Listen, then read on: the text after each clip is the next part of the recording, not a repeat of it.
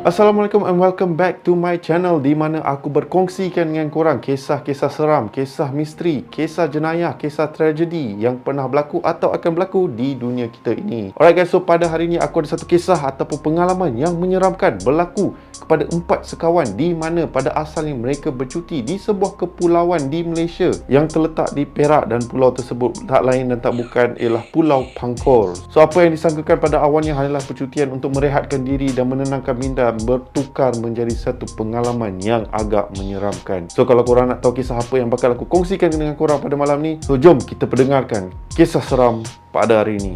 Let's go guys.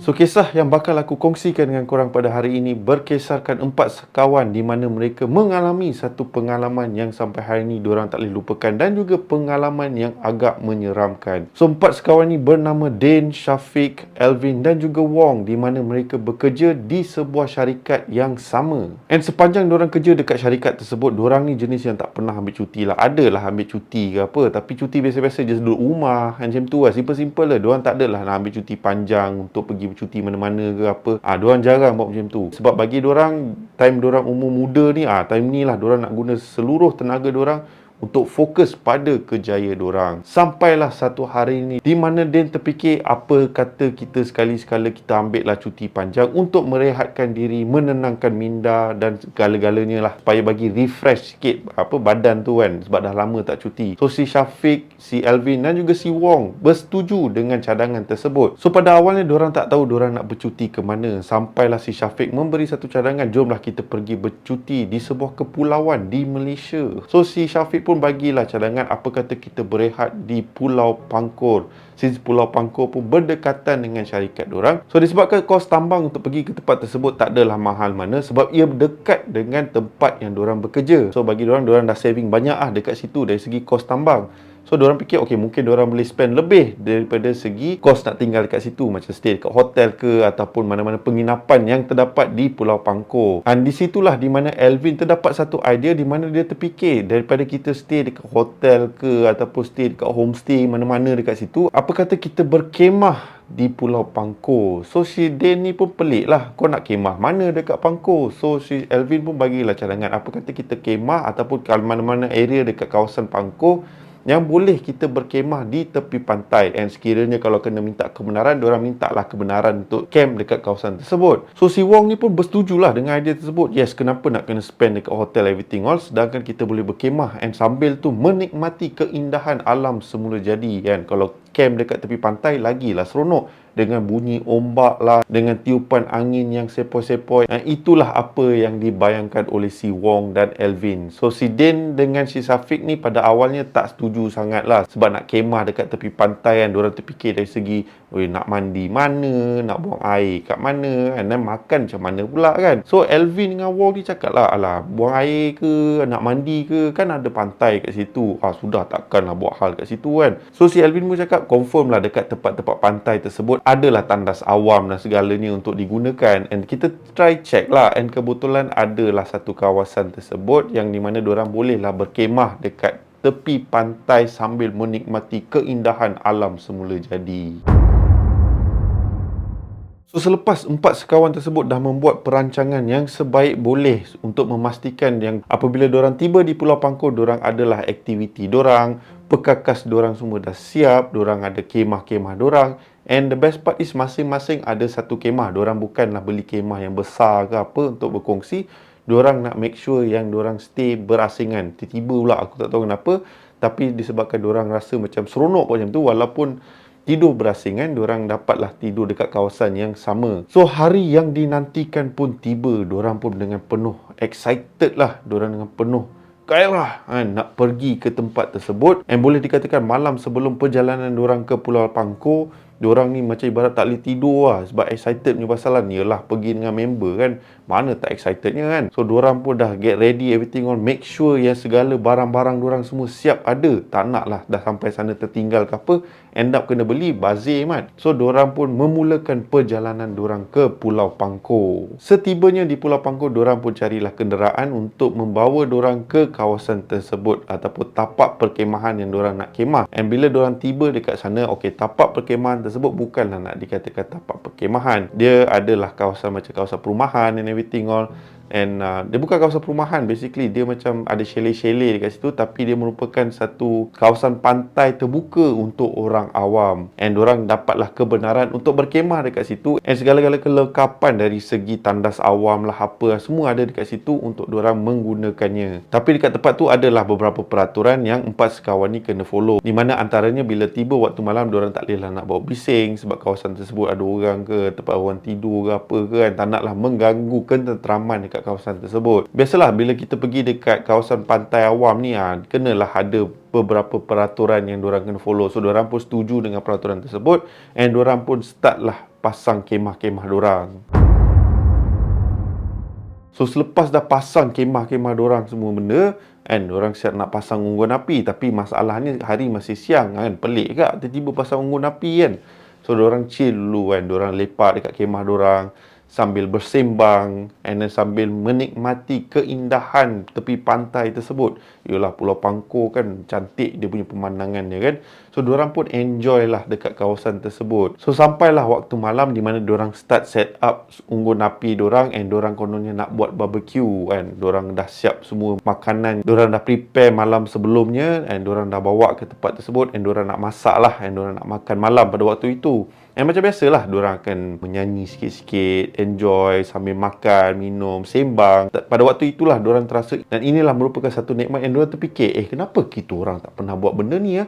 Kan Alvin, si Wong, Syafiq dengan Din macam sambil sembang-sembang tergelak-gelak and everything all. Memang pengalaman time tu ibarat macam memang menenangkan jiwa diorang lah. Okey, diorang dapat merehatkan badan sambil menikmati keadaan di waktu malam, especially di tepi pantai kan. Kau bayangkan malam-malam lepas tu kau dengar bunyi ombak tu, best way. So pada malam tersebut, di antara empat sekawan tu lah, okey, ada seorang yang bernama Din, di mana Din ni dia suka muzik tau. Dia suka layan muzik pada waktu malam. And Din adalah menyanyi-nyanyi sikit kan. Din siap bawa gitar weh. Dia siap bawa gitar sambil menyanyi and everything, nak enjoy waktu malam tu. Dan salah seorang daripada kawan, iaitu Alvin, menasihati Din yang try jangan nyanyi kuat sangat lah, sebab takut mengganggu ketenteraman ke apa ke. Kan nanti orang datang kena komplain kan, satu hal pula kan. So Din pun okey lah, fine. And also sekadar satu pengkongsian, Din juga seorang yang minat dengan lagu-lagu tradisional.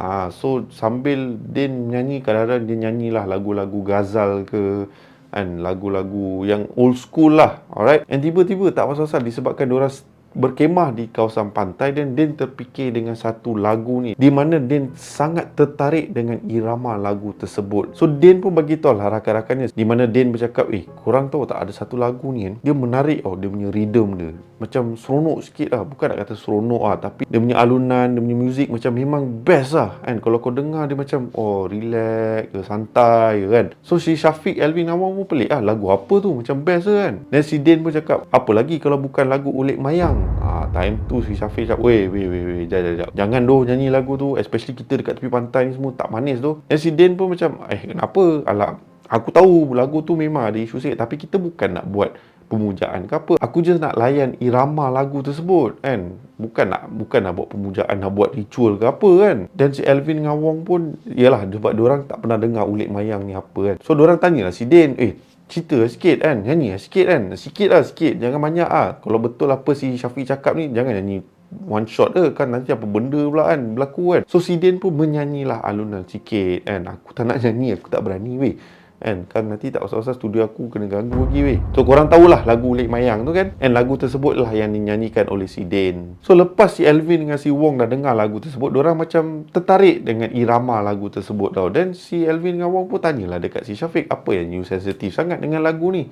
Elok je, tak ada apa-apa pun, tak ada unsur-unsur pemujaan ke apa ke. And disebabkan si Alvin dengan Wong ni tak tahu sejarah lagu tersebut, so Syafiq pun bagi tahu lah, okey, lagu ni dinyanyikan untuk disebabkan sekian. So dia bagi tahu lah sejarah lagu tersebut. And lepas tu barulah si Alvin dengan si Wong faham and bagi tahu si Din, dah lah, aku rasa kita dah dengar apa yang patut dia dengar. Janganlah nyanyi lagi. Kita orang tak nak kena ganggu. Sebab kejap lagi nak masuk tidur. Kan nanti kena ganggu tak pasal-pasal. So si Din ni pun cakap lah, alah korang ni leceh lah. Okey macam ni lah. Aku nak pergi jalan jap. Aku nak enjoy pemandangan waktu malam ni. Kau nak join tak? So si Syafiq, si Alvin, si Wong, tak payah lah. Kita orang nak lepak sini lah. Penat lah. Dah lah sepanjang hari berjalan sini sana kan. And then plus malam-malam pula tak tidur betul-betul. Maybe esok lah kita try jalan-jalan ke apa ke. And si Din pun cakap, okey lah korang boleh lah berehat. Aku nak pergi jalan-jalan kejap. And time tu si Din pun meninggalkan kawan-kawannya untuk bersiar-siar di kawasan pantai tersebut. So hampir setengah jam tidak kelihatan kelibat si Din ni. Dan si Syafiq, Alvin dan Wong pun dah start risau lah. Mana si Din pergi kan? Tiba-tiba hilang dah lama lah, dekat setengah jam kan. Takkan tak balik-balik lagi. Kan kalau ia pun nak siar-siar lama pun bagi tahulah. Dan lepas tu si Syafiq pun bagi tahu lah si Alvin dengan Wong, apa kata kita pergi cari dia. Kukuh ada benda yang tak manis berlaku kat si Din ni. So si Syafiq, Alvin dan juga Wong pun dah simpan semua barang-barang dalam kemah, tutup kemah diorang. And nak pergilah cari si Din ni. And tengah elok diorang nak berjalan keluar daripada tempat kemah diorang ni, dan tiba-tiba diorang terlihat kelibat si Din berjalan ke arah kemah diorang. And si Syafiq ni pun macam, oh nasib baik tak payah tinggal kawasan camp. Mangkuk ni pun pergi lama bukan nak bagi tahu orang. Dan si Syafiq pun jadi, Din cepatlah sini yang kau. And si Din pun jalanlah ke arah diorang. And bila si Din sampai dekat situ, si Syafiq tanyalah, kau pergi mana weh? Dah setengah jam lebih lah. Tiba-tiba pula menghilang. Bukan nak bagi tahu member ke apa ke. Phone kan ada, tak boleh text ke? And lepas tu si Din hanya reply, oh tak ada, aku pergi jalan tadi. And tengah jalan-jalan, aku decide untuk just duduk dekat satu tempat ni, nak relax lah, nak chill kan, tenangkan minda and everything lah. And then aku sekarang ni penat lah. Apa kata kita sembang esok lah. And si Din pun menuju ke arah kemah dia. Dan Syafiq pun jam. Macam tu je. Macam tak bersalah pula. And Alvin dengan Wong pun cakap, tak payah, biarkan dia. Mungkin dia dah penat dah tu. And tadi dah jalan semua benda, and then tiba-tiba pula dah letih. Sekarang dia terus nak tidur lah tu. Dan si Syafiq pun macam pelik lah. Tak ada lah. Kalau ia pun nak berjalan ke apa ke, bagi tahu lah kita orang pun risau kat kok apa-apa terjadi ke. So si Din pun bagi tahu Syafiq, benda dah settle kan, aku ada kat sini sekarang. Yang kau risau sangat, kenapa? Dah masuk tidur. And Din pun masuklah ke dalam kemah dia. So time tu Syafiq, Alvin dengan Wong still berada dekat luar, berada dekat kawasan unggun api tu lah. Pandang si kemah si Din ni, terfikir, apa hal Mamat ni tiba je ni kan? Tadi bukan main lagi perangai dia, excited semua macam. And tiba-tiba lemas macam lah. Apa hal? Dan si Alvin pun cakap lah, tak adalah, mungkin dia penat kot kan. Kita pun semua penat. Apa kata kita pun berehat kan, nanti tak usah kita semua tension, lepas tu gaduh tak usah. Si Wong pun cakap, okey lah, yelah, betul-betul dah lambat dah ni, jom kita rehat, esok kita bincang lagi lah kan. Tanya si Din apa yang dah jadi, everything all. So si Syafiq pun setujulah dengan cadangan si Alvin dengan Wong. So diorang pun masuklah ke kemah masing-masing, and diorang pun nak tidur. Jam menunjukkan pukul 6 pagi, and pada waktu itu Syafiq bangun untuk menunaikan solat subuh dekat kawasan tersebut. So seeloknya si Syafiq keluar daripada kemah dia, apa yang dia nampak adalah dua sahabat dia, iaitu Alvin dengan si Wong, tengah duduk berjauhan daripada kemah tersebut. Dan si Syafiq ni pun pelik, apa hal dua member aku duduk kat situ kan. So Syafiq nak pastikan yang itu adalah si Alvin dan juga Wong. So dia pergilah dekat kemah-kemah diorang untuk check, and yes, memang si Alvin dengan Wong tak ada dekat kemah diorang. So memang confirm lah itu Alvin dengan Wong. So si Syafiq pun berjalan ke arah diorang. So ketika Syafiq menghampiri si Alvin dengan Wong, tiba-tiba Alvin dengan Wong nampak ketakutan tau. Dan Syafiq cakap, relax lah, ni aku ni Syafiq. Yang korang risau ni sangat ni kenapa? Yang korang ketakutan kenapa? Ada apa-apa ke? Yang korang awal sangat bangun dengan apa? Nak join aku subuh ke? Dan Alvin dengan Wong pun macam, tak. Kita orang just macam tak percaya tu kau tadi. Dan si Syafiq pelik, tak percaya tu aku? Kenapa korang tak percaya aku yang datang? Akulah. Siapa lagi? Kan? Yang ada dekat kawasan sini kalau melainkan kita je. Kemah kita je yang ada kat situ, tak ada orang lain. Korang cakap apa ni? Dan si Alvin dengan Wong pun rasa tak sedap hati. So Alvin dengan Wong ni pun bagi tahu lah dekat si Syafiq ni. Dia kata, kita orang tak tahu nak cerita dengan kau ni macam mana. Sebab apa, kita orang ni tak tidur lagi. Dan Syafiq cakap, tak tidur lagi? Apa hal korang tak tidur lagi? Dan si Alvin dengan Wong pun pandang sesama sendiri. And diorang pun bagi tahu Syafiq, kita orang sebenarnya tak tahu macam mana nak ceritakan apa yang dah berlaku tau. Tapi yelah kan, nanti kalau kita orang ceritakan takut kau jadi risau ke apa. Dan si Syafiq pun macam pelik, apa hal, apa yang dah berlaku? Korang better cerita kat aku kan. Tak manis korang tiba-tiba kata korang tak tidur, dan lepas tu bila aku bangun aku jumpa korang kat sini. Kau better cerita apa sebenarnya dah berlaku. So time tu lah si Alvin dan Wong menceritakan apa yang sebenarnya telah berlaku.